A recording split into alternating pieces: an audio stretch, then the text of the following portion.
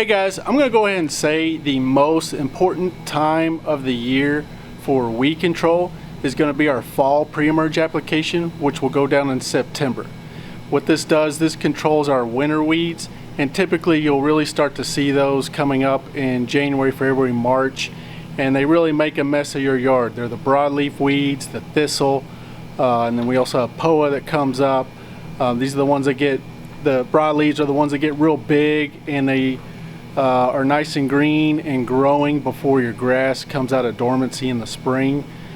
We put down this pre-emerge in September, and it really does a great job of helping to control them.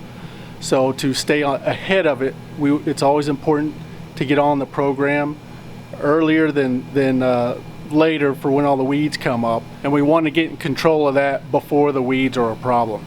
So if you have any questions, just give our office a call and we'll get you taken care of. Thanks a lot.